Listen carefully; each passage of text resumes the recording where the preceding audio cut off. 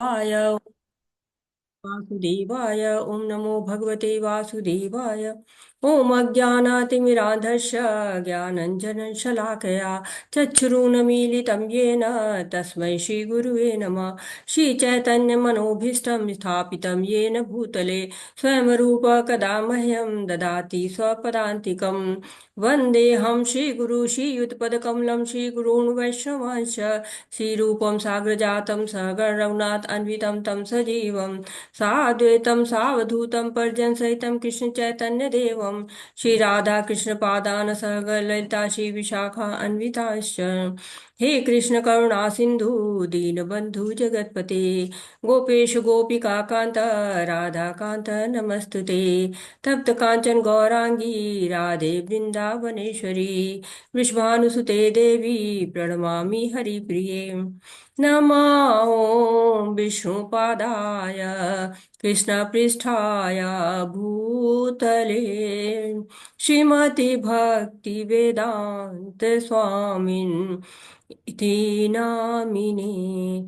नमस्ते सरस्वती देवे गौरवाणी प्रचारिणे निर्विशेषा शून्यवादी पाश्चात्यदेशतारिणे। जय श्री कृष्ण चैतन्य प्रभु नित्यानंद श्री अद्वैत गदाधर शिवासादि गौर भक्तवृंद। हरे कृष्ण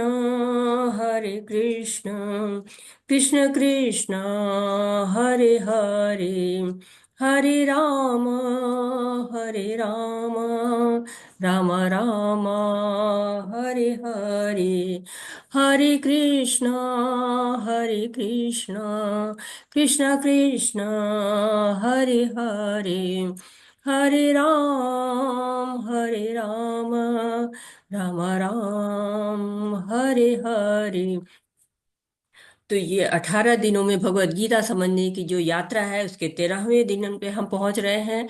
और आज का अध्याय बहुत सुंदर है जिसको हम समर्पित करते हैं शिला प्रभुपाद जी को, जो कि हमारे आध्यात्मिक गुरु हैं, साथ ही साथ हमारे नमोनिष्ठा दास प्रभु जी जो श्री श्री राधा गोविंदा मंदिर के अध्यक्ष भी हैं और इस ऑनलाइन पाठ्यक्रम के जनक भी हैं।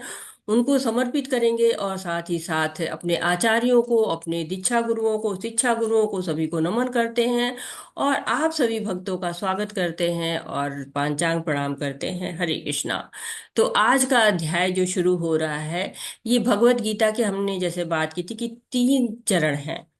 एक तो आपका है कि शुरू शुरू में जो पहले से छठे अध्याय तक चलता है वो कर्म योग है।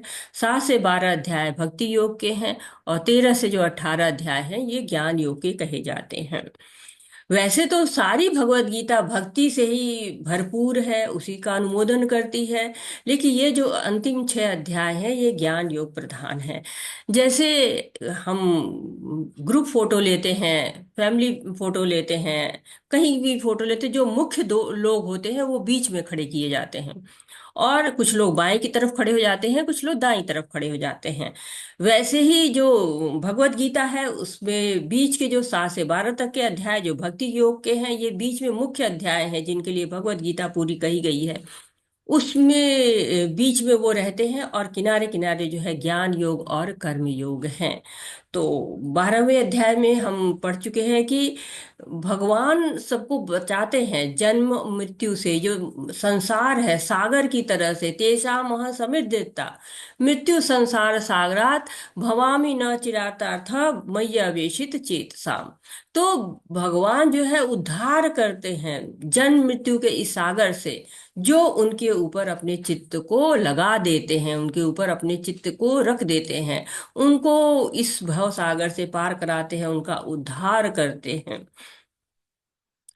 तो ये बहुत लंबी यात्रा है भक्ति की और इसके लिए हमें बड़ी लंबी तैयारी भी करना चाहिए। रास्ते में हमें क्या क्या सामान चाहिए, कुछ अनहोनी ना हो जाए। तो ये अनवरत चलने वाली लंबी यात्रा है जिसको सुसुखम कर्तुम अव्ययम 9वें अध्याय में कहा गया है ना कि इसको सुखपूर्वक किया जाता है, लेकिन रास्ते में माया होती है, बड़ी बलशाली होती है। इसीलिए ये माया होती क्या है, हम लोगों ने अभी तक जो पढ़ा हुआ है, तो बलदेव विद्याभूषण कहते हैं कि इस भगवत गीता के 5 विषय हैं। 5 विषय में कहा गया है कि ईश्वर है, काल है, प्रकृति है, कर्म है और जीव है। तो अभी तक हमने ईश्वर के बारे में भी बहुत कुछ पढ़ा, काल के बारे में भी पढ़ा, कर्म के बारे में भी बहुत पढ़ा, प्रकृति और जीव के बारे में थोड़ा थोड़ा पढ़ा है। वैसे तो हर अध्याय में बातें होती हैं, सबकी बातें होती हैं, लेकिन कोई ब्लैक एंड व्हाइट डिवीजन नहीं हुआ है। लेकिन थोड़ा थोड़ा बारे में है, कुछ प्रधानता है। जैसे कि अब यहाँ पे जीव और प्रकृति की प्रधानता चलेगी। हम इसमें जीव के बारे में जानेंगे और प्रकृति के बारे में जानेंगे। अब जीव के बारे में विज्ञान भी हमको बहुत कुछ बताता है कि हमारे शरीर में कितनी हड्डी है, कितना खून है। और लेकिन एक ज्ञान वो नहीं देता है कि जन्म के पहले हम क्या थे, मृत्यु के बाद हमारा क्या होगा। तो भौतिक जगत में जो भी शिक्षा हम लेते हैं, भौतिक जगत में भी बहुत सारा ज्ञान भरा पड़ा है। लेकिन जो भी हम ज्ञान लेते हैं वो हमें भौतिक जीवन की सफलता में सहायक होता है। अ, और इस आध्यात्मिक ज्ञान से हमें आध्यात्मिक जीवन में सफलता मिलती है। न्यूटन था, वो लेटा हुआ था पेड़ के नीचे और एक सेब गिरता है, गिरता सेब देख के उसको गुरुत्वाकर्षण की खोज करता है वो। तो ऐसा नहीं था कि सेब पहली बार गिरा था, या ऐसा नहीं था कि लोगों के सामने कभी सेब गिरा ही नहीं। लेकिन न्यूटन ने क्यों खोजा? क्योंकि उसके मन में प्रश्न आया कि ऐसी कौन सी शक्ति है जो सेब को नीचे की ओर खींच रही है। वैसे जब हमारे अंदर प्रश्न आता है कि मृत्यु क्यों होती है, मृत्यु के बाद हमारा क्या होता है, जन्म क्यों होता है, हमारे सबके अंदर कितना जीवन में अंतर क्यों होता है, तो ये कोई वैज्ञानिक या कोई दार्शनिक हमें नहीं बताता है। इसके लिए हमें ज्ञान की आवश्यकता होती है। क्योंकि विज्ञान के पास जो यह सीमितता है, वो इतना ज्यादा नहीं बता सकता। तो ये 13वां अध्याय पूरी भगवत गीता में सबसे ज्यादा टेक्निकल चैप्टर है। थोड़ा समझना इसको मुश्किल होता है, क्योंकि हम ऐसे ज्ञान हमको नहीं मिलता है कहीं पे। तो द्वितीय अध्याय में सांख्य की चर्चा हुई थी। और इसमें बताया गया था कि हाँ, 24 तत्व होते हैं, परिवर्तन होता है जीव में, कभी खुशी होती है इस संसार में, कभी हमको दुख होता है। इसी की जो डीप स्टडी है वो थोड़ा आज के अध्याय में हम करेंगे। तो बड़ी माया बलशाली है, देवी हेषा गुणमयी मम माया दुरात्यया मामे वे ये प्रपद्यन्ते माया मित्ता तरन्ति। तो इस बलशाली माया से कि भक्ति को चुरा न ले। हमें ज्ञान नहीं होगा तो हमें पता कैसे चलेगा कि हम भक्ति कर रहे हैं, जो कर रहे हैं उसको भक्ति ही कहते हैं या हम माया के प्रभाव में हैं। तो जब हम ज्ञान को भक्ति के साधन के रूप में उपयोग करते हैं तो वो हमारी प्रार्थना का हिस्सा बन जाता है, हमारी भक्ति के साधन के रूप में आ जाता है। तो ये जो 6 अध्याय हैं इनमें हम जानेंगे कि जो आत्मा का घर है वो भगवान का धाम है, पर कुछ ऐसे कारण होते हैं जिनके कारण वो भौतिक जगत में आ जाता है। वैसे ही जैसे कोई व्यक्ति स्वतंत्र रूप से अपने घर गांव में घूम रहा था, परंतु कुछ गलत हो जाने के कारण वो इस भौतिक जगत में आ जाता है, इस भौतिक जगत में आके बंध जाता है। और वो समझ नहीं पाता है कि इसको कैसे, इस कैद में हम कैसे आ गए। इस जेल में छूटने के कुछ नियम भी हैं, और तब उसको पता चलता है कि जेल में बदमाशी करेंगे तो अवधि बढ़ती जाएगी, परंतु अगर हम अपेक्षित आचरण करेंगे तो सजा कम हो जाएगी या छूट भी जाएंगे। वैसे ही अगर भगवान शरण में ले ले तो जीव का उद्धार समय से पहले हो सकता है। तो जो 12वां अध्याय था वो बहुत महत्वपूर्ण था, जिसमें पूछा गया था अर्जुन ने कि निराकार रूप की भक्ति करें कि साकार रूप की भक्ति करें। तो भगवान ने बताया कि निराकार रूप की भक्ति के मार्ग में थोड़ा क्लेश है, क्लेशोधिकतर तेषाम। तो बहुत क्लेश है, देहधारी के लिए थोड़ा मुश्किल हो जाता है इस दिशा में प्रयास करना। परंतु भक्ति जो है थोड़ी सरल होती है, क्योंकि किसी रूप पर ध्यान करते हैं तो सरल हो जाता है। और भगवान कहते हैं मय्यावेश मनो ये माँ नित्य युक्ता उपासते। तो जो भगवान के साकार रूप पर ध्यान करता है वो परम सिद्धि को प्राप्त करता है। तो भगवान श्रेष्ठता बताते हैं कि जो ये साकार रूप पर ध्यान है ये श्रेष्ठ है। लेकिन भगवान ऐसा नहीं है कि केवल हमको रास्ता बता देते हैं, हमको बताते हैं कि ये रास्ता हम पार कैसे करेंगे। तो बताते हैं अनन्य भक्ति करो, चित्त को मुझ में स्थिर कर दो। करे नहीं हो सकता है तो विधि विधानों का पालन करो, वैधि भक्ति करो। वो भी नहीं हो रहा है तो कर्म करो, भगवान के लिए पुस्तक छापो, भगवान के मंदिर बनाने में सहयोग करो, भगवान के लिए भजन लिखो, भगवान के गुणगान करो, भगवान के लिए प्रचार करो। ये भी नहीं हो पा रहा है तो जो कर्म कर रहे हो कर्म फल को त्याग दो, उसमें आसक्ति समाप्त कर दो। लेकिन अब फल भी नहीं त्याग कर सकते तो शास्त्रों का अध्ययन करो, ज्ञान का अनुशीलन करो। तो भगवान ने जो ज्ञान की महत्ता बताई थी कि ज्ञान को जानकर हम कैसे भक्ति तक पहुंच सकते हैं, ज्ञान से भक्ति तक पहुंचने का मार्ग। तो कुछ विषय यहाँ पर वेदांत सूत्रों से लिए गए हैं, इसीलिए ये टेक्निकल है और थोड़ा कठिन है, परंतु हम सब मिलके इसको सरल भाषा में समझने की कोशिश करते हैं। अगर भक्ति की परिणति ही अंतिम चरण है तो ज्ञान को अंतिम 6 अध्यायों में क्यों प्रस्तुत किया गया है। सही मायने में पूर्ण भगवत गीता भक्ति है। प्रथम 6 अध्याय चर्चा करते हैं कैसे कार्य के माध्यम से भक्ति को प्राप्त किया जा सकता है। अंतिम 6 में ज्ञान के माध्यम से इसे प्राप्त करने का वर्णन है और मध्य 6 भक्ति की ही चर्चा करते हैं। इसके अलावा 12वें अध्याय में कृष्ण ने बताया कि कैसे वह व्यक्तिगत रूप से अपने भक्तों को जन्म और मृत्यु से बचाते हैं। अंतिम 6 अध्याय भौतिक दुनिया से खुद को निकालने के लिए आवश्यक दार्शनिक ज्ञान प्रदान करते हैं। ज्ञान माया से छुटकारा पाने में सहायता करती है और हमें कृष्ण की ओर आकर्षित करती है। इसलिए जब हम भक्ति प्राप्त करने के लिए ज्ञान का उपयोग करते हैं तो वह भक्ति का हिस्सा बन जाता है। तो जो माया है वो भगवान की ही शक्ति है, इसीलिए इतनी शक्तिशाली है। क्यों? चलाने वाले कौन है उसको? भगवान है। और भगवान की जो शक्तियां होती हैं बहुत ही शक्तिशाली होती है। बहिरंगा शक्ति भी इसको कहा जाता है, माया शक्ति भी इसको कहा जाता है, अपरा शक्ति भी इसको कहा जाता है। जो जीव होता है वो तटस्था शक्ति होता है, वो चाहे तो माया की तरफ जा सकता है, चाहे तो भगवान की तरफ जा सकता है। जीव को हमेशा सूक्ष्म स्वतंत्रता प्राप्त होती है और इसी सूक्ष्म स्वतंत्रता के कारण ही वो यहाँ पर आया भी है इस भौतिक जगत में, क्योंकि वो उपभोग करना चाहता, स्वतंत्रता पाना चाहता है। तो ज्ञान आवश्यक है। किस लिए? कि कैसे हम जानेंगे कि ज्ञान के द्वारा कि कैसे भक्ति जो हम कर रहे हैं वो सही है कि नहीं। हम भक्त जो है बंधनों में पड़ तो नहीं रहे हैं। अगर हम बंधन में पड़ गए तो हम इससे निकलेंगे कैसे? तो कर्म के द्वारा हमने भक्ति जानी थी कि कर्म कैसे करके भगवान को अर्पित करके हम कर्मों के द्वारा भगवान को जान सकते हैं, भक्ति कर सकते हैं। अब यहाँ भगवान हमको बुद्धि देंगे, ज्ञान देंगे, जिसके द्वारा हम भगवान तक पहुंच पाएंगे। तो भगवान की भक्ति जो है वो करना ही मुख्य उद्देश्य है। जो भी जीव है यहाँ पर वो इसीलिए आया है कि वो भगवान की भक्ति करे, भगवान के धाम पहुंचे। तो ये जो अंतिम 6 अध्याय हैं तो ये उस ज्ञान को प्रदान करेंगे जिसके द्वारा मुक्त हुआ जा सकता है। इस जो है वो अध्याय का नाम है क्षेत्र क्षेत्रज्ञ विभाग योग। प्रकृति पुरुष तथा चेतना, ये नाम इसको रखा है हमारे आचार्यों ने। और इसमें जो है इस अध्याय में हम देखेंगे ज्ञान योग के बारे में। कहते हैं कि भक्ति में तो भाव चाहिए। लोग कहते हैं ना कि जो भक्ति ही पराकाष्ठा है, हमको भक्ति ही करनी है। जो भी हम भगवत गीता पढ़ेंगे, भक्ति योग जो है पराकाष्ठा के रूप में है।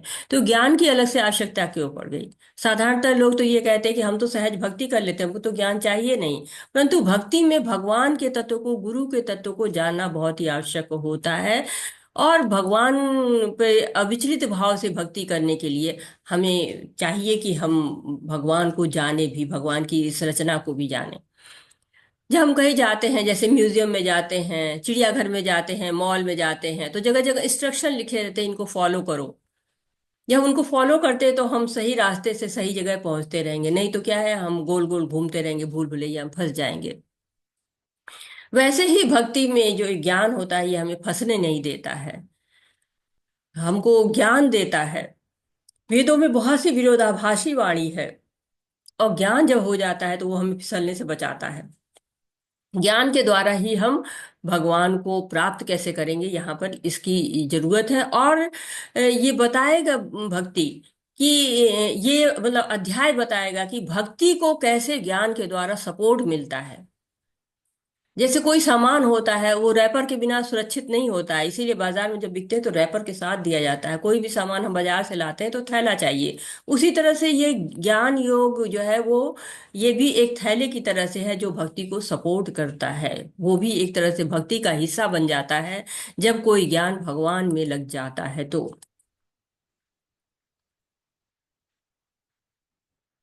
अर्जुन उवाच प्रकृतिं पुरुषं चैव क्षेत्रं क्षेत्रज्ञमेव च एतद्वेदितुमिच्छामि ज्ञानं ज्ञेयं च केशव। श्रीभगवानुवाच इदं शरीरं कौन्तेय क्षेत्रमित्यभिधीयते एतद्यो वेति तु प्राहुः क्षेत्रज्ञ इति तद्विदः। अर्जुन ने कहा, हे कृष्ण, मैं प्रकृति एवं पुरुष, भोक्ता, क्षेत्र एवं क्षेत्रज्ञ तथा ज्ञान एवं ज्ञेय के विषय में जानने का इच्छुक हूँ। श्री भगवान ने कहा, हे कुंती पुत्र, यह शरीर क्षेत्र कहलाता है और इस क्षेत्र को जानने वाला क्षेत्रज्ञ है। तो यहाँ पर अर्जुन के प्रश्न से आरंभ हो रहा है अध्याय। 6 प्रश्न पूछते हैं। इसी तरह से हमने 8वां अध्याय देखा था, जहाँ पर कि अर्जुन के प्रश्न आए थे, और वहां पर भी 7 प्रश्न थे। यहाँ पे 6 प्रश्न है। क्या क्या प्रश्न है? प्रकृति क्या है, पुरुष क्या है, क्षेत्र क्या है, क्षेत्रज्ञ क्या है, और ज्ञान क्या है और ज्ञेय है। तो भगवान सबसे पहले क्षेत्र और क्षेत्रज्ञ के बारे में आरंभ करते हैं अपनी चर्चा को। क्षेत्र क्या है? अगर शाब्दिक अर्थ आप निकालिए क्षेत्र का, तो क्षेत्र का शाब्दिक अर्थ होता है कि जमीन, खेत। तो एक तरह से जो है हमारा शरीर है, ये क्षेत्र है। फील्ड ऑफ एक्टिविटी कहा जाता है, कर्म स्थान, जहां पर हम कर्म करते हैं, बीज बोते हैं, सिंचाई करते हैं, फसल काटते हैं, अन्न खाते हैं। उसी तरह शरीर भी जो है वो कर्म करने का साधन है। खेत में हम करते हैं ना, बीज वगैरह डालते हैं, लेकिन ये शरीर भी हमें जो है, यहाँ पर भी हम कर्मों के बीज डालते हैं, सिंचाई करते हैं और फसल काटते हैं। इदम शरीरम, ये शरीर ही क्षेत्र है। खेत में किसान कार्य करता है, परंतु जो है वो किसान खेत नहीं होता है, खेत का मालिक होता है। उसी तरह से हम शरीर के मालिक है, जिसको क्षेत्रज्ञ कहा जाता है। जैसे हम जिस भी देश में रहते हैं, वहाँ के जो है वो कुछ जमीन हमारे पास होती है, उसके हम मालिक होते हैं। लेकिन वहाँ के 2 मालिक होते हैं। एक सरकार मालिक होती है, हम भारत में रहते हैं तो भारत की सरकार भी हमारी जमीन की मालिक है, और हम भी उस जमीन के मालिक हैं। सरकार जब भी चाहे, जब भी उसको जमीन की जरूरत पड़ जाए, वो कुछ मुआवजा, कुछ पैसा देगी और हमसे उस जो है वो ले लेगी जमीन को। तो फर्स्ट ओनर कौन है? सरकार है। हम सेकेंडरी ओनर है, दूसरे मालिक है। पहले नंबर के मालिक जो है वो सरकार होती है। उसी तरह ये शरीर हमको कर्म करने के लिए दिया गया है। तो हम क्षेत्रज्ञ हैं और परमात्मा भी क्षेत्रज्ञ है। परमात्मा वो परमात्मा जो हमारे अंदर रहता है। तो दो दो क्षेत्रज्ञ होते हैं। तो यह शरीर क्षेत्र कहलाता है। ये शरीर हमारा जो है फील्ड ऑफ एक्टिविटी है, और इसको जानने वाले क्षेत्रज्ञ हैं। अब ये प्रश्नों को ले लेते हैं एक साथ, कि कौन कौन से प्रश्न थे। प्रकृति, मेटीरियल, भौतिक प्रकृति जो है वो प्रकृति कहलाती है। पुरुष, जो आनंद भोगता है, जो भोगता होता है, प्रकृति को भोगने वाला पुरुष कहलाता है। क्षेत्र, शरीर, तन, शरीरम। क्षेत्रज्ञ, क्षेत्र का ज्ञाता, इस शरीर में आत्मा सभी निकायों को जानता है। ज्ञानम, ज्ञान, क्षेत्र और क्षेत्रज को समझना, क्षेत्र और क्षेत्रज्ञ को समझना। ज्ञेयम, यानी कि ज्ञान का लक्ष्य क्या है, वो परमात्मा है। अब इसको और विस्तार से समझने की कोशिश करते हैं। क्षेत्रज्ञम चापि मां विद्धि सर्व क्षेत्रेषु भारत, क्षेत्र क्षेत्रज्ञ यो ज्ञानम यत ज्ञानम मतम मम। हे अर्जुन, आपको समझना चाहिए कि मैं भी सभी शरीरों का ज्ञाता हूँ, और इस शरीर और उसके ज्ञाता को समझने को ज्ञान कहते हैं। यही मेरी राय है। तो हमने जाना कि भगवान हमारे हृदय में रहते हैं, और हमको हमेशा देखते रहते हैं। जैसे सीसीटीवी होता है ना, उससे तो बचा जा सकता है, भगवान से नहीं बचा जा सकता है। उपनिषदों में बताया गया है कि एक जो है विभु आत्मा है और दूसरी अणु आत्मा है। इसका चित्रण भी आपको देखने को कहीं ना कहीं मिलेगा कि जो है वो आत्मा जो है वो चिड़िया है। एक पेड़ रहते हैं, उस पर 2 चिड़िया रहती हैं, और एक चिड़िया फल खा रही है और दूसरी चिड़िया उसको देख रही है। तो वो जो एक चिड़िया है, कभी खट्टे फल खाती है, कभी मीठे फल खाती है, और दूसरी चिड़िया हमेशा ये देखती रहती है कि कब ये पलट के हमारी तरफ देखेगा। तो एक चिड़िया उसमें से आत्मा है जो क्षेत्र है, दूसरी परमात्मा है जो क्षेत्रज्ञ है। मतलब क्षेत्र, आत्मा है वो भी क्षेत्रज्ञ है, परमात्मा है वो भी क्षेत्रज्ञ है, शरीर हमारा क्षेत्र है। तो उपनिषदों में हमको ये क्षेत्र और क्षेत्रज्ञ का ज्ञान जो है मिलता है, डिटेल में मिलता है। लेकिन वो सभी लोग उपनिषद नहीं पढ़ पाते हैं, लेकिन भगवत गीता में इसको स्पष्ट किया गया है कि क्षेत्र और क्षेत्रज्ञ, जब हम इस शरीर और इस शरीर को जानने वाला क्षेत्रज्ञ दोनों को जान जाते हैं, तो इसी को ज्ञान कहा जाता है। अब एक चीज और भी समझने की है। जैसे कि क्षेत्र और क्षेत्रज्ञ दो है, तो हमको यहाँ समझ में आ रहा कि हमारी आत्मा भी क्षेत्रज्ञ है और भगवान भी क्षेत्रज्ञ है, दोनों इस शरीर में रहते हैं, जानते हैं। लेकिन दोनों में अंतर है। अंतर क्या है? जैसे कि राजा है, तो राजा अपने जितना उसके अंडर में राज्य आता है, वो पूरे राज्य के बारे में जानता है। लेकिन जो किसान होता है वो केवल अपने खेत के बारे में जानता है कि हमारी इतनी बड़ी जमीन है, वहां पे है, वो इतना ही बस जानता है। लेकिन राजा क्या करता है, राजा पूरा एरिया जानता है कि हाँ ये इतना मेरा है, और इसमें यहाँ के गांव के लोग हैं, इनके गांव की इतनी जमीन है। उसके पास सारा लेखा जोखा होता है। वैसे ही हम जो आत्मा होती है, हम केवल अपने शरीर के बारे में जानते हैं। और जो परमात्मा होते हैं वो सारे शरीरों के बारे में जानते हैं। भगवान क्या होता है, सारे शरीरों के बारे में जानते हैं। तो ये अंतर होता है। और जो ये जान जाए कि शरीर क्या है और शरीर को जानने वाला कौन है, इसी को ज्ञान कहते हैं। तो ये भगवान हमको बता रहे हैं, यहाँ पे इसको देख रहे हैं और हम इसको समझने की कोशिश करते हैं। ये देखिए पूरा जो है वो क्षेत्र है। ये क्षेत्र, जमीन को क्षेत्र कहा जाता है। ये किसान है। ये किसान क्या है, क्षेत्रज्ञ है। ये इस क्षेत्र में अपना काम करता है, बीज बोता है, काटता है, सारे कार्य करता है। और तो उसको क्षेत्रज्ञ के रूप में कहा गया है।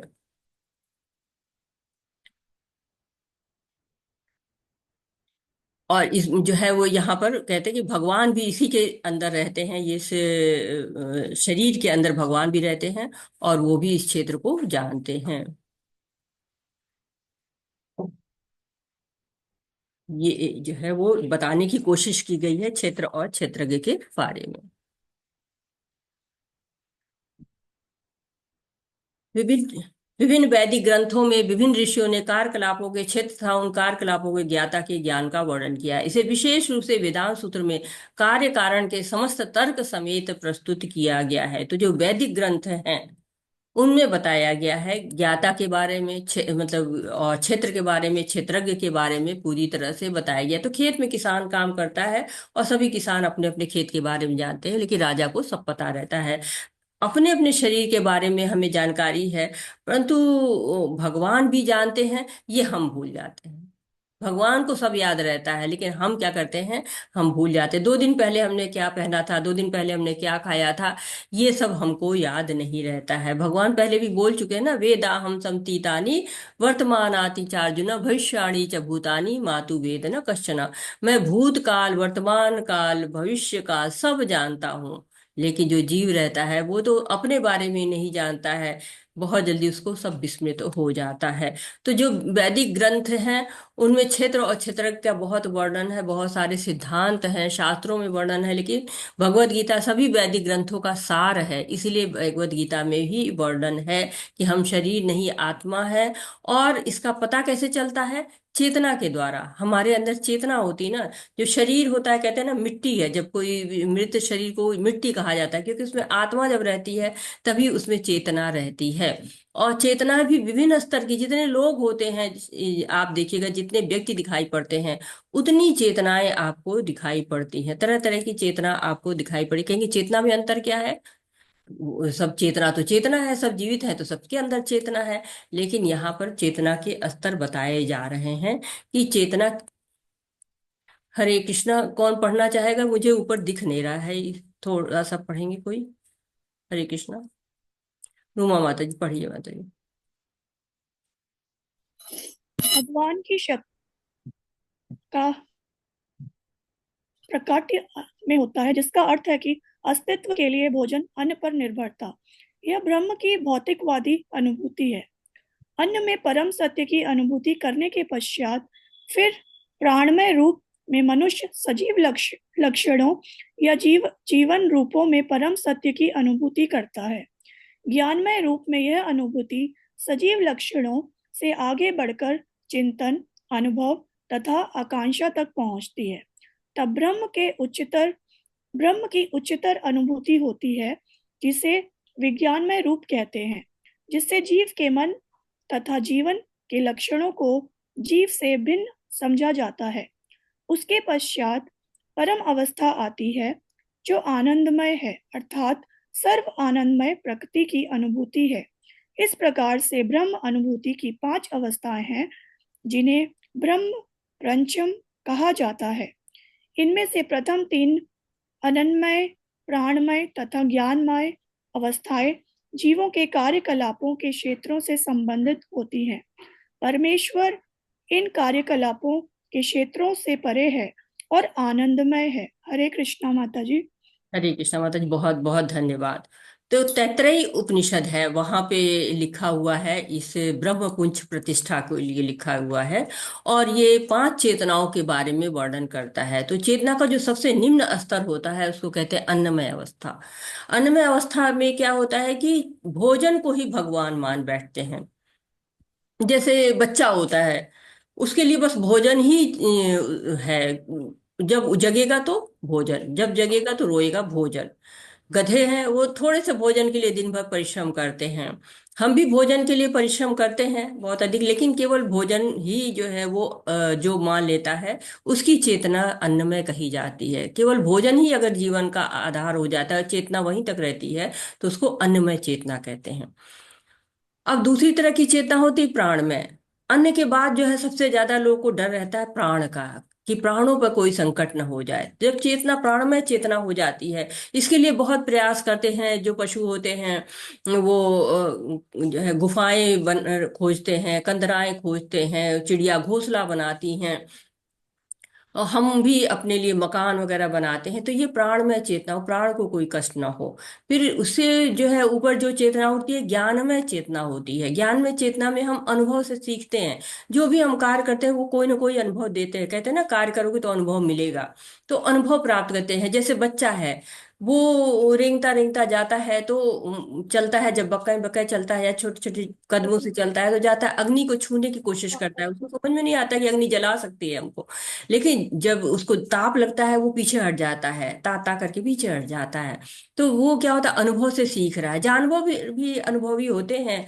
वो भी अगर आप प्रेम से उनको बुला के कुछ खिलाइए तो वो बार बार आएंगे। नहीं, डांट दीजिए तो उनको समझ आता है कि इनके पास जाना ठीक नहीं है, ये मुझको खाने को कुछ नहीं देंगे। तो ये ज्ञान में चेतना होती है, अनुभव के द्वारा सीखते हैं। बहुत से देखिए जानवरों को ट्रेंड कर दिया जाता है ना, सर्कस में कार्य करते हैं, जगह जगह कार्य करते हैं। फिर उससे ऊपर की जो चेतना होती है विज्ञान में चेतना होती है। ज्ञान में चेतना तक जो होता है, अन्न में चेतना, प्राण में चेतना और ज्ञान में चेतना, ये जानवरों तक की चेतना है। इसके ऊपर की चेतना उनको नहीं होती। उससे ऊपर की चेतना ये विज्ञान में चेतना मनुष्यों में होती है। यहाँ पे जिज्ञासा आ जाती है, हम कौन है, कहाँ से आए हैं, दुख क्यों होता है, इससे कैसे बच सकते हैं। इस तरह की चेतना को विज्ञान में चेतना कहते हैं। अब जानवर तो ये जिज्ञासा नहीं करते ना कि मैं कौन हूँ और मेरा जो है वो आने का उद्देश्य क्या है। इसीलिए वेदांत सूत्र जो आरंभ होते, जो वेदों के सार कहे जाते हैं, पहला जो आपको वेदांत सूत्र है वो है कि अथातो ब्रह्म जिज्ञासा। तो जो जिज्ञासा करता है, जो ब्रह्म है, जीव है, उस पर जिज्ञासा करने का गुण होता है। अब जानवर तो मंदिर में भी जाएंगे तो क्या करेंगे, केवल भोजन ही ढूंढेंगे ना।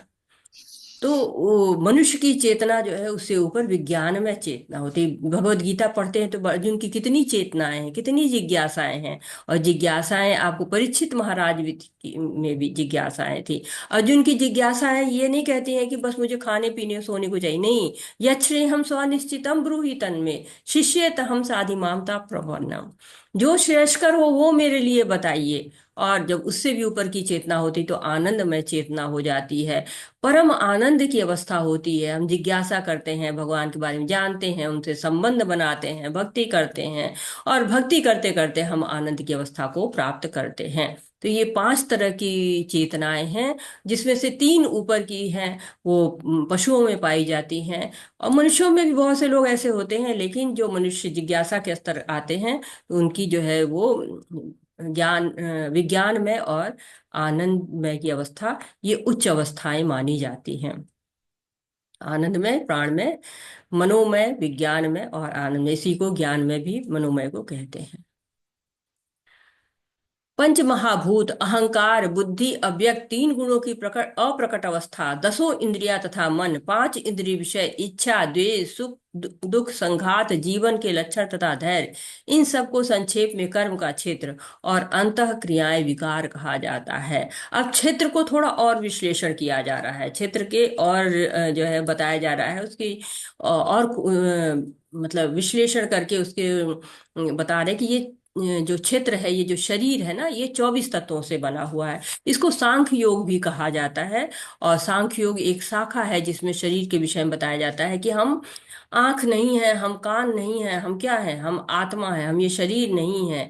और अंत में निर्णय निकलता है कि अहम ब्रह्मास्मि, हम जो है वो आत्मा है। तो ये 24 तत्व हैं कैसे, कौन कौन से हैं? तो पंच महाभूत, पंच महाभूत में आती है पृथ्वी, जल, अग्नि, आकाश और वायु। फिर आता है आपको जो सूक्ष्म तत्व, जो हम लोगों ने पढ़ा था इसके बारे में, पंच महाभूत और सूक्ष्म तत्व, इन आठों के बारे में हमने 7वें अध्याय में पढ़ा था, भूमि रापो नलो वायु खम मनो बुद्धि। तो ये हम पहले पढ़ चुके हैं। अहंकार और बुद्धि और अव्यक्त, तीन गुणों की अव्यक्त अवस्था, प्रधान भी इसको कहते हैं। ये सूक्ष्म तत्व होते हैं। फिर जो स्थूल तत्व होते हैं उसमें पंच महाभूत। फिर पांच इंद्रियां आ जाती हैं, कान है, आंख है, नाक है, त्वचा है, जीवा है, ये पांच इंद्रियां हैं। पांच कर्मेंद्रियां आती हैं, वाणी है, हाथ है, पैर है, गुदा है, लिंग है, ये पांच कर्मेंद्रियां आ जाती हैं। उनके इंद्रिय विषय होते हैं इंद्रियों को। वो क्या होते हैं? आंख का जैसे होता है रूप, नाक का होता है गंध, और त्वचा का होता है स्पर्श, जिह्वा का होता है स्वाद, और कान का होता है ध्वनि। तो और इसके बाद एक जो मन होता है इंद्रियों का स्वामी। तो ये जो है वो 24 तत्व होते हैं। और इनको मिला के क्या कहते हैं? इनको मिला के जो है वो हम क्षेत्र कहलाता है। ये आपने देखा होगा ना, इसके बारे में हमने पहले भी बात की थी। ये चित्र अगर आप याद करेंगे तो आपको याद आएगा कि हाँ, यह पांच इंद्रियां होती हैं और इनका स्वामी जो है मन होता है, मन के पीछे आत्मा होती है। ये हम लोगों ने पहले भी पढ़ चुके हैं। तो ये जो सारे 24 तत्व होते हैं इनको मिला के क्षेत्र कहते हैं। और क्षेत्र को जानने वाले को क्या कहते हैं? कौन बताएगा? क्षेत्र को जानने वाले को कौन कहते हैं, क्या कहते हैं? जो इस शरीर के क्षेत्र को जानता है। हरे कृष्णा। श्रुति माता जी। हरे कृष्ण माता जी, उसे माता जी क्षेत्रज्ञ कहते हैं। हाँ, उसे क्षेत्रज्ञ हाँ, कहते हैं। जो कि हमारी आत्मा और परमात्मा होते हैं। ये दो क्षेत्र होते हैं शरीर में, आत्मा और परमात्मा। बहुत बहुत धन्यवाद माता जी। तो अब हम उसके आगे के बारे में जानते हैं। अमानित्वं दम्भित्वम् अहिंसा क्षान्तिराजवम् आचार्योपासनं शौचं स्थैर्यम् आत्मविनिग्रह इन्द्रियार्थेषु वैराग्य मन अहंकार एव च जन्म मृत्यु जरा व्याधि दुख दोषानुदर्शनम् अशक्तिरन्भिष्वङ्ग पुत्रदार गृहादिषु नित्यं च समिच्चित्वामिष्टानि इष्टोपति उपपत्तिषु मयि चान्यन्ययोगेन भक्तिर्व्याभिचारिणी विविक्तदेशसेवित्वं रतिरर्जन संसिदि आध्यात्मज्ञाननित्यत्वं तत्त्वज्ञानार्थदर्शनम् एतज्ज्ञानमिति प्रोक्तं ज्ञानं यदत्व अन्यथा। विनम्रता, दंभहीनता, अहिंसा, सहिष्णुता, सरलता, प्रामाणिक गुरु के पास जाना, पवित्रता, स्थिरता, आत्मसंयम, इंद्रिय तृप्ति के विषयों के परित्याग, अहंकार का अभाव, जन्म मृत्यु, वृद्धावस्था तथा रोग के दोषों की अनुभूति, वैराग्य, संतान, स्त्री, घर तथा अन्य वस्तुओं की ममता से मुक्ति, अच्छी तथा बुरी घटनाओं के प्रति संभाव, मेरे प्रति निरंतर अनन्य भक्ति, एकांत स्थान में रहने की इच्छा, जन समूह से विलगाव, आत्म साक्षात्कार की महत्ता को स्वीकारना तथा परम सत्य की दार्शनिक खोज, मैं इन सबको ज्ञान घोषित करता हूँ। इसके अतिरिक्त जो भी है वो सब अज्ञान है। तो भगवान की वाणी सुनना चाहिए कि भगवान बता रहे कि ये सब ज्ञान है, बाकी इसके अलावा सब अज्ञान है। तो ये ज्ञान के मुख्य लक्षण हैं। इसमें से सबसे इंपॉर्टेंट कहा जाता है प्रमाणी गुरु के पास जाना। क्योंकि प्रमाणी गुरु के पास जाएंगे तभी हमको ये आध्यात्मिक ज्ञान मिलेगा। क्योंकि भगवान की जो वाणी है वो हमको भौतिक ज्ञान नहीं दे रही है। भौतिक लग्जरी के लिए हमको सुविधाएं नहीं मिल रही, ज्ञान नहीं मिल रहा है। हमको आध्यात्मिक ज्ञान मिल रहा है जो कि हमें भगवान की तरफ लेके जाता है। अगर हम गुरु को नहीं करते, बहुत से लोग कहते हैं ना कि अरे हम तो पढ़े लिखे हैं, गुरु के पास जाने की क्या जरूरत है, हम खुद ही समझ लेंगे। लेकिन ये क्या कहते हैं? इसको अहंकार कहते हैं। अहंकार नहीं करना है। विनम्रता आती है जब गुरु के पास जाते हैं। कहते हैं विद्या ददाति विनयम, विद्या जब आती है तो विनय अपने आप ही आ जाता है। गौतम बुद्ध जो है वो जन्म मृत्यु जरा व्याधि को उनको नहीं दिखाया गया था जब बचपन में थे। लेकिन ये क्या होता है, चाहे राजा हो या रंक हो, सबके पास आता है। कोई इससे बच नहीं सकता है। जब उनको ये समझ में आया कि मृत्यु तो अवश्यंभावी है, होनी ही होनी है, तो उनको बहुत दुख होता है और ज्ञान की तलाश में वो घर छोड़ के चले जाते हैं। तो हमें समाधान कहाँ मिलना है? गुरु के पास ही मिलना है। और इसीलिए तद्विधि प्रणिपातेन परिप्रश्नेन सेवया, विनम्र होकर गुरु के पास जाके जिज्ञासा करनी है। और कहते हैं कि ज्ञान की प्रक्रिया का अवसान जो है वो कहाँ होता है? भक्ति में होता है, भगवान में ही होता है। अभी आगे हम पढ़ेंगे, मई चानन्य योग है ना, भक्ति अव्याभिचारिणी। तो जो अव्याभिचारिणी भक्ति, अनन्य भक्ति है, वही भगवान की शरण में ले जाती है। नहीं तो सारे ज्ञान तो कोई व्यर्थ है, क्योंकि सारे ज्ञान हमको इसी जन्म मृत्यु जरा व्याधि में रखेंगे। परंतु जो देहधारी आत्मा, उसे जो 24 तत्वों से बने हुए इस शरीर में एक पिंजड़े में रहती है, उसे बाहर निकलने का साधन क्या है? ज्ञान। और ज्ञान की कोई सीमा नहीं है। लेकिन ये भी है कि कितना ज्ञान पर्याप्त है हमारे जीवन के लिए, कितना ज्ञान हमें चाहिए? तो हमें उतना ही ज्ञान चाहिए जो हमें भगवान तक लेके जा सके। अगर हमने बहुत ज्यादा जो है वो MA BA PhD डिलीट कर लिया है, और अगर हमें भगवान के पास जाने का ज्ञान प्राप्त नहीं है, तो हमारा सारा ज्ञान जो है वो हमें किसी भी तरह से इस भव सागर से पार नहीं लगा सकता है। भगवान कहते तेषाम सतत युक्ता नाम भजताम प्रीति पूर्वकम। जो जो है भगवान को प्रीति पूर्वक जो है भजता है, उसको क्या करते हैं? भगवान बुद्धि देते हैं। एतज ज्ञानम इति प्रोक्तम ज्ञानम यत्तो अन्यथा। भगवान का ज्ञान पाइए, बाकी सब अज्ञान है। तो नम्रता आनी चाहिए। कब अनम्रता आती है? जब हमको ज्ञान प्राप्त होता है, जब हम सम्मान के पीछे नहीं हम लालायित होते हैं, यश वगैरह नहीं चाहिए, तब हमारे अंदर नम्रता आ जाती है। शिष्टता जब आती है, जब हमारे मान अपमान में समभाव रहते हैं, हर परिस्थिति में एक जैसे रहते हैं। अहिंसा क्या है? जब हम भगवान के बारे में जानते हैं, उस ज्ञान को अगर हम लोगों को नहीं बताते हैं, तो ये हिंसा कहते हैं प्रभुपाद। तो भगवान के कार्य में सबको जोड़ने का प्रयास करना चाहिए। हिंसा केवल शारीरिक ही की बात नहीं हो रही है। वो हिंसा जो हमारी जो है वो मनसा का वाचा कर्मणा से मिलती है, उसको भी से भी दूर रहना चाहिए। हमको सहनशीलता आना चाहिए। जब हमें आध्यात्मिक ज्ञान में उन्नति करते हैं, तो वहाँ मान भी मिलता है, अपमान भी मिलता है, तो सब सहन करना आना चाहिए। और कहते हैं ना कि अगर भगवान की निंदा चल रही है, तो वहां से उठकर आपको चले जाना चाहिए। क्योंकि जैसे शिशुपाल था, जब वो भगवान की निंदा कर रहा था, तो वहां बैठे लोग अपने कान बंद कर लिए या उठ के चले गए। लेकिन जो स्वयं की निंदा हो, उससे विचलन आपका नहीं होना चाहिए। सरलता ऐसी होनी चाहिए कि भगवान का नाम कहीं भी ले सकें। जैसे प्रहलाद महाराज थे, वो अपने पिता जबकि उनको इतना कष्ट दे रहे थे, इसके बाद भी वो भगवान का नाम ले रहे थे। गुरु को स्वीकार करना चाहिए, स्वच्छता रखनी चाहिए, बाह्य स्वच्छता भी और आंतरिक स्वच्छता भी। बाह्य स्वच्छता हम नहा के धो के दांत साफ करके प्राप्त कर सकते हैं, लेकिन आंतरिक स्वच्छता तो केवल भगवान का नाम लेने से आती है, भगवान की भक्ति करने से आती है। स्थिरता हमें जब आती है, जब हम दृढ़ संकल्प के साथ भक्ति करते हैं, तभी हमारे पर आत्म संयम भी आता है, इंद्रियों पर नियंत्रण आ जाता है। इंद्रियों को भगवान की सेवा में लगा दीजिए। जीवा से अनर्गल बातें मत करिए, और साथ ही साथ जीवा को अनावश्यक भोगों में मत लगाइए। कानों से भगवान का कीर्तन सुनिए, और झूठा अहंकार नहीं होना चाहिए। हमारे अंदर देहाभिमान बहुत होता है, तो देह के अभिमान हमारे अंदर नहीं होनी चाहिए। सांसारिक बातों में रस नहीं लेना चाहिए, भौतिक बातों में रस न लेके भगवान की भक्ति में रस लेना चाहिए। और भौतिक वस्तुओं से आसक्ति को हटाकर भगवान में अपनी आसक्ति को लगा लेना चाहिए। क्यों? क्योंकि हम देख चुके हैं कि धृतराष्ट्र जो है वो अपने पुत्रों से आसक्त थे, अपनी कुर्सी से आसक्त थे, तो उनका जो है वो क्या हर्ष हुआ। जबकि कुंती महारानी भगवान से प्रेम करती थी, विभीषण महाराज भगवान से प्रेम करते थे, तो विपरीत परिस्थितियों में भी भगवान ने उनका साथ दिया हुआ था। और एकांत में रहने की इच्छा, यानी हिमालय पर नहीं जाना है, बल्कि एकांत का मतलब है कि भौतिक लोग से दूर रहना है, आध्यात्मिक लोग के साथ, जो भक्त होते हैं उनके साथ रहना है। तो ये सब जो बताया गया है, यही ज्ञान है, भगवान के अनुसार ये ज्ञान है। बाकी सारी चीजें जो है वो अज्ञान की श्रेणी में आती हैं। अब मैं तुम्हें ज्ञेय के विषय में बताऊंगा, जिसे जानकर तुम नित्य ब्रह्म का आस्वादन कर सकोगे। यह ब्रह्म या आत्मा जो अनादि है और मेरे अधीन है, इस भौतिक जगत के कार्य कारण से परे स्थित है। तो ज्ञेय क्या है? अभी हमने तीन चीजों को जान लिया, क्षेत्र के बारे में जान लिया, क्षेत्रज्ञ के बारे में जान लिया, ज्ञान के बारे में जान लिया। अब जो है वो चौथी चीज ज्ञेय। अरे ज्ञेय क्या है? ज्ञान का लक्ष्य। ज्ञान हम क्यों प्राप्त करते हैं? ताकि हम ज्ञेय तक पहुंच सके, ज्ञान के लक्ष्य तक पहुंच सके। तो आत्मा का लक्ष्य क्या है? परमात्मा, भगवान ही लक्ष्य हैं।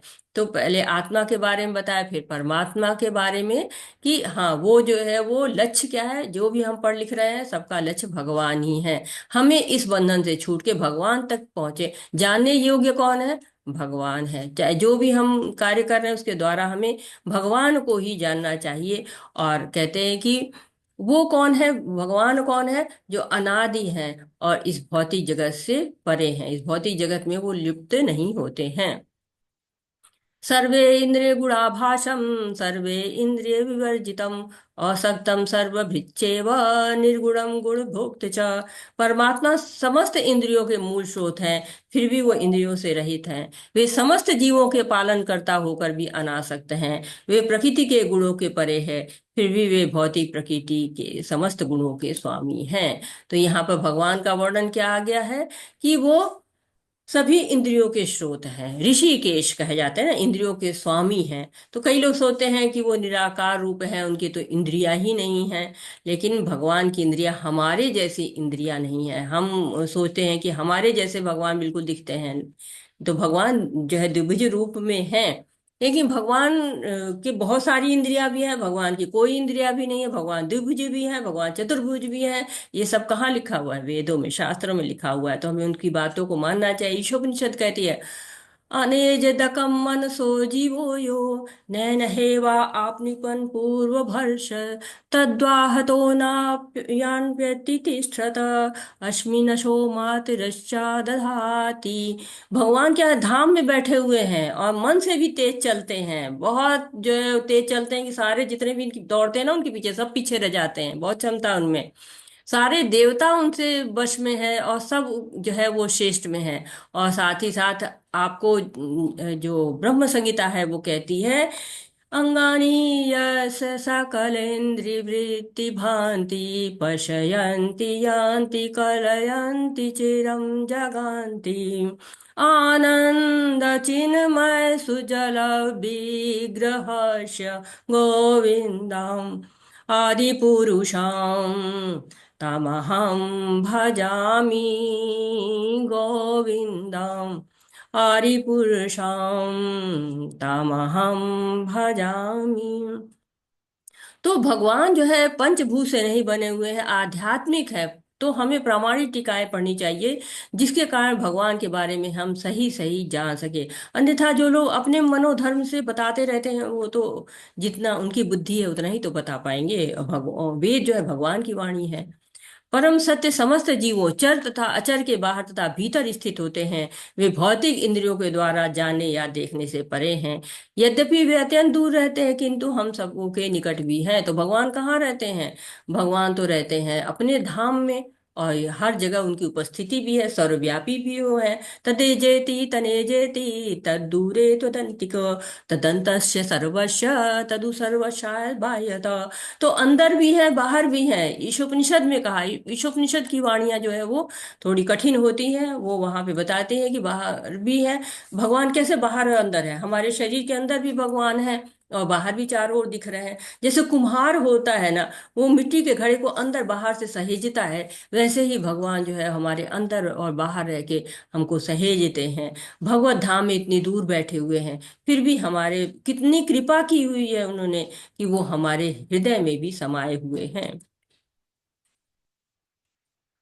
परम सत्य समस्त जीवों चर अचर के बाहर तथा भीतर स्थित है। सूक्ष्म होने के कारण वे भौतिक इंद्रियों के द्वारा देखने जानने से परे हैं। यद्यपि वे अत्यंत दूर रहते हैं किंतु हम सबों के निकट भी हैं। तो भगवान क्या है, इतने दूर भी है, हम इंद्रियों से देख नहीं पाए उनको, परंतु उनकी अनुभूति हर जगह रहती है। जैसे कि सूर्य है, चारों ओर प्रकाश फैला हुआ है, लेकिन सूर्य जो है, जो सूर्य के देवता है, वो जो है अपने धाम में विराजमान है। वैसे भगवान की शक्तियां चारों ओर दिखाई देती है। आज हमने पढ़ा ना, नरसिंह आरती हम लोगों ने सुनी थी।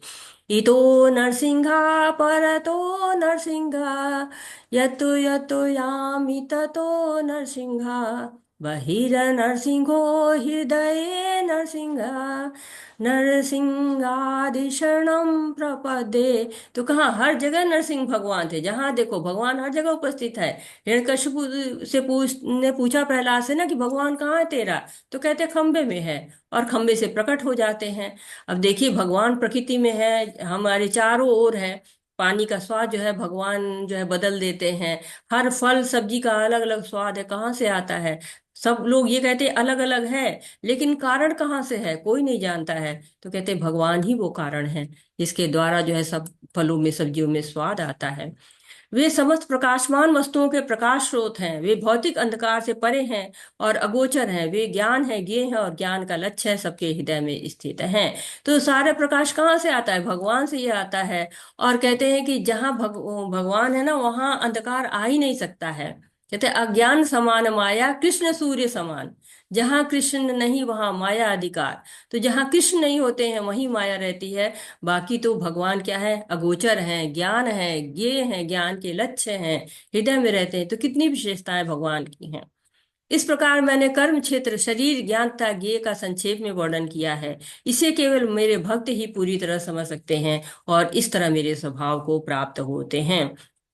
तो भगवान ने सारे ज्ञान दे दिया है, और कह रहे हैं कि समझेगा कौन? भक्त ही समझ पाएंगे। क्योंकि भगवान को समझना भक्ति की जो है वो पहली स्टेज होती है। पहला स्टेज भगवान को जानना, भगवान में श्रद्धा करना।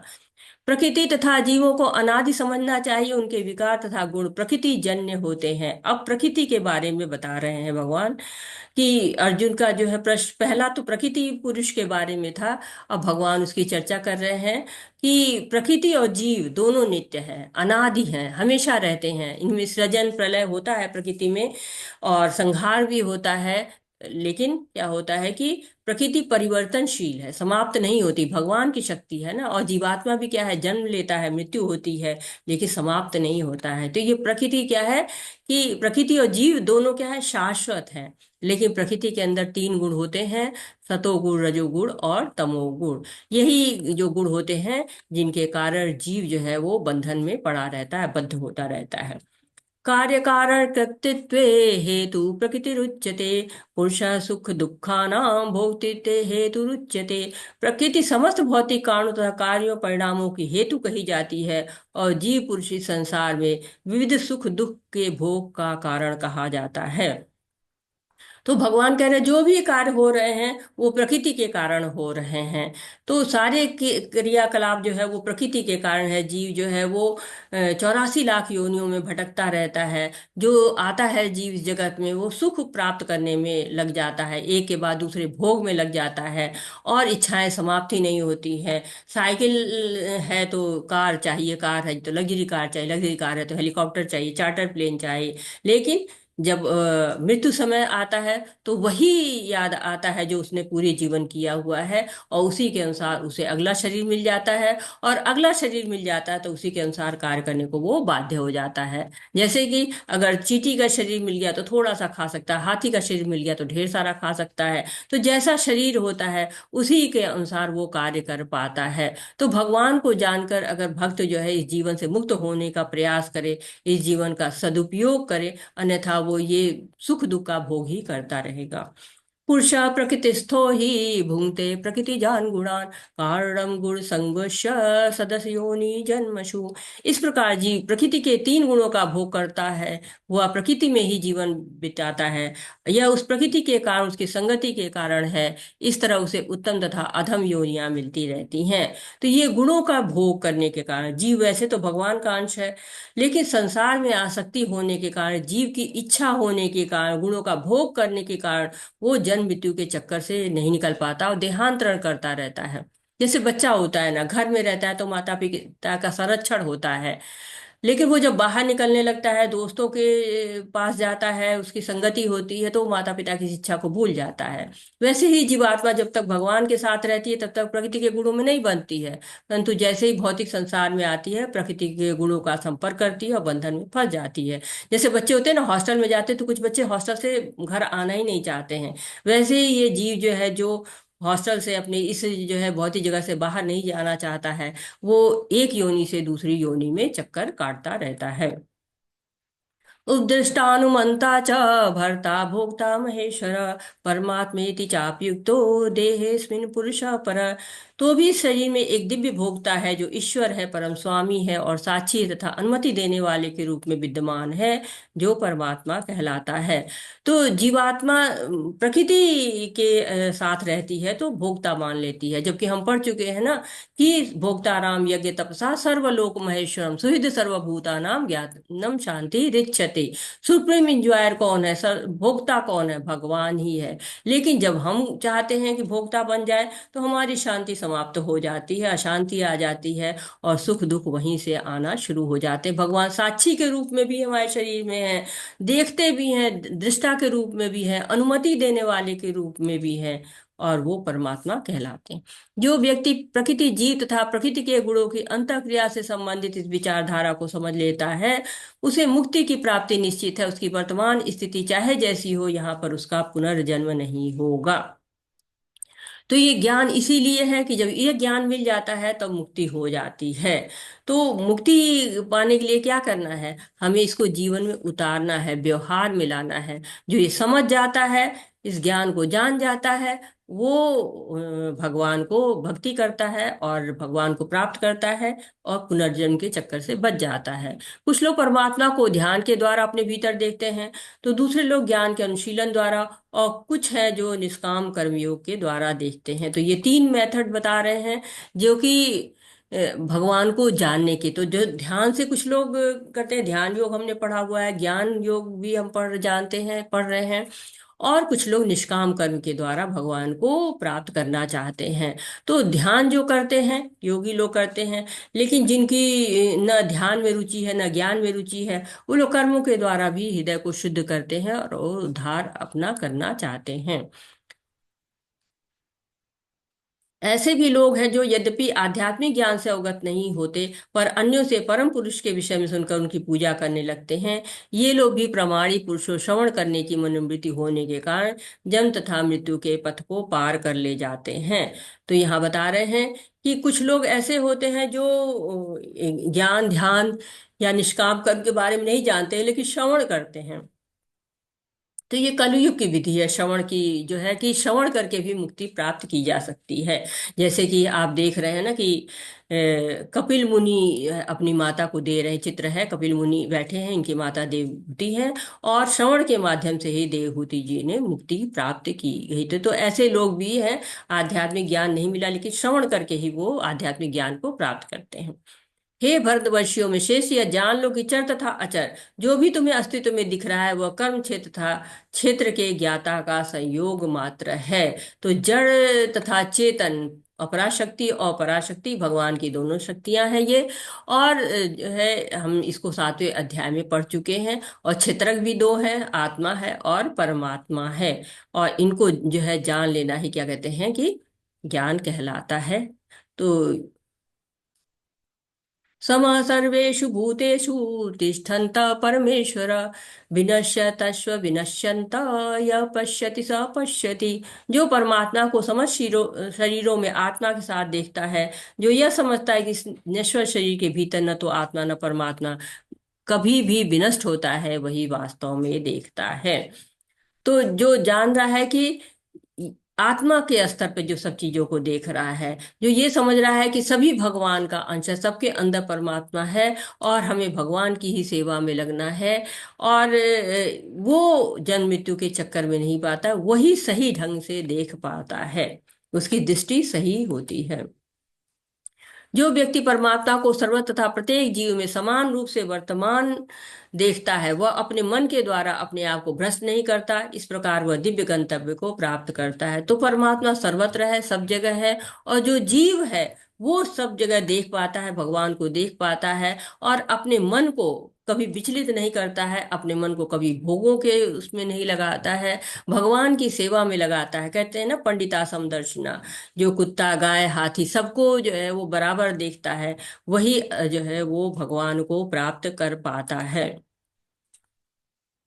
जो यह देखता है कि सारे कार्य शरीर द्वारा संपन्न किए जाते हैं, उसकी उत्पत्ति प्रकृति से हुई है, और जो देखता है कि आत्मा कुछ नहीं करती, वही यथार्थ में देखता है। तो जो ये जान जाता है कि प्रकृति ही सारे कार्य कर रही है, प्रकृति क्रियामाणानि, जो सारे कार्य जो है प्रकृति कर रही है, क्योंकि जीव क्या करता है, इच्छा करता है, उसकी इच्छा की पूर्ति के लिए प्रकृति कार्य करती है, और वही बंधन का कारण होता है। इच्छा स्वतंत्र है, उसको भक्ति में लगाएंगे या भोग में लगाएंगे, यानी कि प्रकृति में लगाएंगे, एक तरह से कहने का मतलब। तो प्रकृति के अगर तीन गुणों की ही सेवा करने लगेंगे तो बंधन होगा ही। परंतु इसी प्रकृति को ये जो है भगवान की सेवा में लगा देंगे तो हम भगवान को प्राप्त कर सकते हैं। तो जीव के ऊपर है कि वो आत्मा को बंधन में डालता है या मुक्त करता है। यद्यपि आकाश सर्वव्यापी है, किंतु अपनी सूक्ष्म प्रकृति के कारण किसी वस्तु से लिप्त नहीं होता। इसी तरह ब्रह्म दृष्टि में स्थित आत्मा शरीर में स्थित रहते हुए शरीर से लिप्त नहीं होती है। तो आकाश का उदाहरण दिया गया है कि जैसे जो ब्रह्म दृष्टि जिसकी हो जाती है, यानी कि सूक्ष्म शरीर जो है वो उसका बिल्कुल शुद्ध हो चुका होता है, ब्रह्म दृष्टि उसको मिल जाती है, तो वो आत्मा में ही स्थित रहता है। तब ये संसारी भोगों में नहीं लगता है। जैसे आकाश होता है, आकाश भी जो है वो पूरे संसार पे छाया, वो हर चीज से लिप्त हो सकता है, लेकिन वो किसी चीज से भी लिप्त नहीं होता। वैसे जो ब्रह्म दृष्टि जिसको मिल जाती है, वो संसार के किसी भी भोग से लिप्त नहीं होता है। हे भरत पुत्र, जिस प्रकार सूर्य अकेले इस सारे ब्रह्मांड को प्रकाशित करता है, उसी प्रकार शरीर के भीतर स्थित एक आत्मा सारे शरीर को चेतना से प्रकाशित करती है। तो सूर्य क्या है, कई सूर्य नहीं निकलते, एक सूर्य ही पर्याप्त रहता है, पूरे ब्रह्मांड को प्रकाशित करता रहता है। इसी तरह एक आत्मा पर्याप्त है, पूरे शरीर को चेतना देती है। तो चेतना ही जो है वो आत्मा का लक्षण होता है। जब तक आत्मा है तब तक शरीर में चेतना रहती है। अब देखिए, हम रोज बाल झाड़ते हैं, बाल जब तक हमारे शरीर से लगे रहते हैं, कितने सुंदर लगते हैं, हम सजाते हैं, संवारते हैं। वही बाल जमीन पर गिर जाता है तो क्या होता है, इधर उधर पड़ा होता है, गंदगी है, हटाओ, जय जय, तुरंत क्या बाल बिखेरे हुए, हटाइए यहाँ से, ऐसे बोलते हैं। तो जब तक आत्मा जो है वो जुड़ी रहती है भगवान से, तब तक उसका मूल्य रहता है, और जब तक आत्मा शरीर से जुड़ी रहती है तब तक शरीर का भी मूल्य रहता है। तो अगर शरीर से आत्मा निकल जाती है तो सारे प्रेम वहीं से समाप्त हो जाते हैं। क्या कहते हैं, ये तो मिट्टी हो गई, हटाओ यहाँ से, ये तो चला गया। जो लोग ज्ञान के चक्षुओं से शरीर तथा शरीर के ज्ञाता के अंतर को देखते हैं और भव बंधन से मुक्ति की विधि को जानते हैं, वो भी जानते हैं, उन्हें परम लक्ष्य प्राप्त होता है। तो ज्ञान का चक्षु होने चाहिए, ज्ञान का चक्षु हमको भव बंधन से मुक्त कराता है। और इसे प्राप्त कहाँ से करेंगे ज्ञान चक्षु, गुरु साधु और शास्त्र से, क्योंकि जब हमको ज्ञान मिल जाता है तो मुक्त होने की विधि भी पता चल जाती है। इस 13वें अध्याय का तात्पर्य यही है कि मनुष्य को शरीर, शरीर के स्वामी तथा आत्मा के अंतर को समझना चाहिए। उसे श्लोक 8 से लेकर 12 तक में वर्णित मुक्ति की विधि को जानना चाहिए, तभी वह परम गति को प्राप्त हो सकता है। श्रद्धालु को चाहिए कि सर्वप्रथम वह ईश्वर का श्रवण करने के लिए सत्संगति करे और धीरे धीरे प्रबुद्ध बने।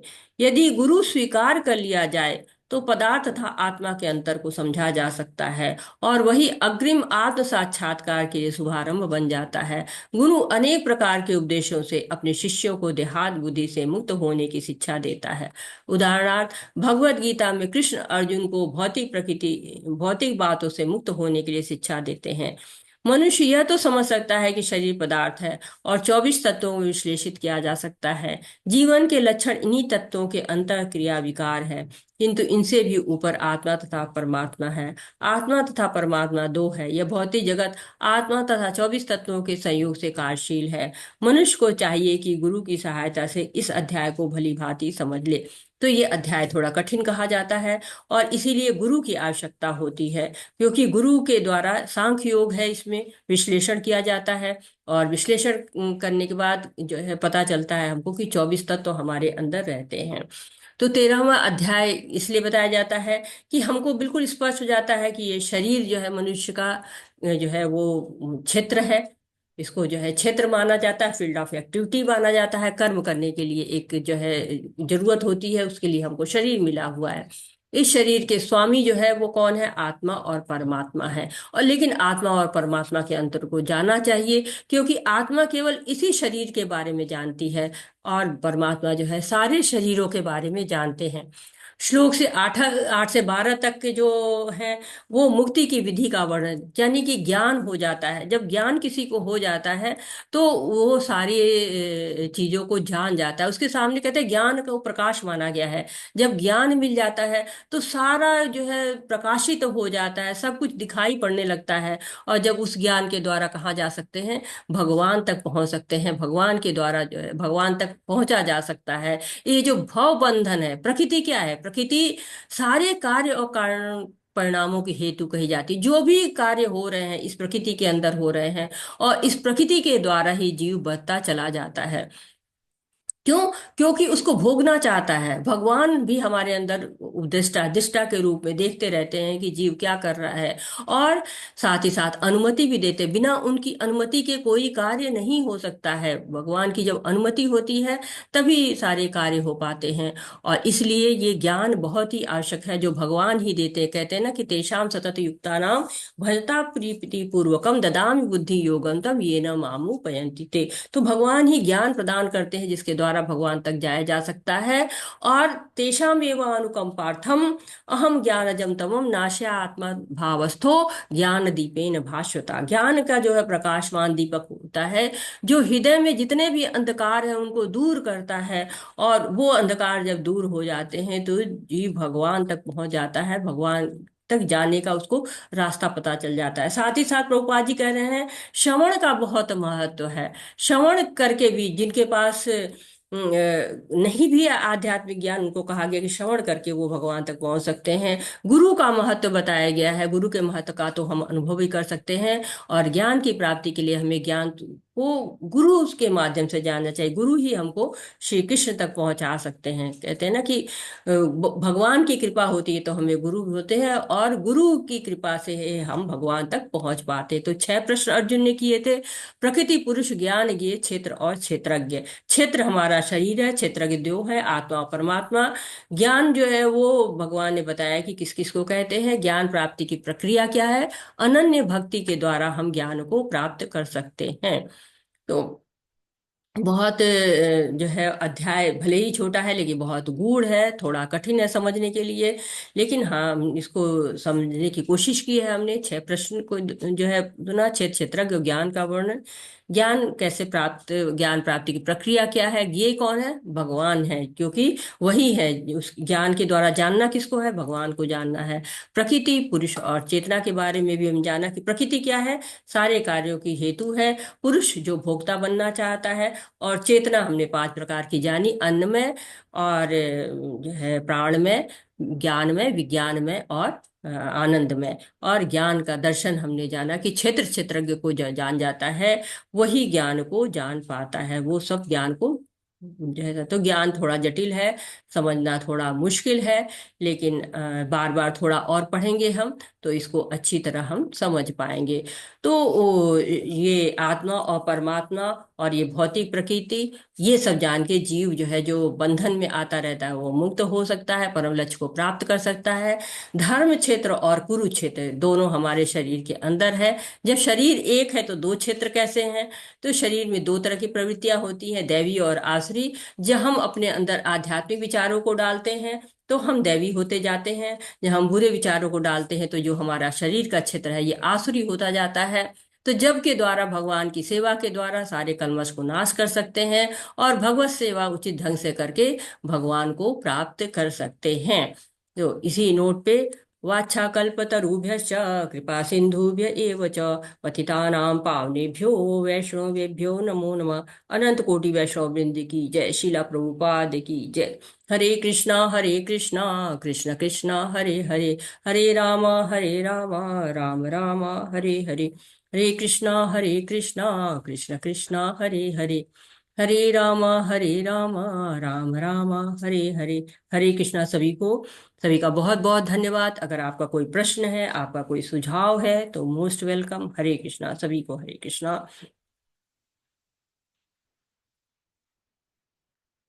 आप हैंड रेस कर सकते हो।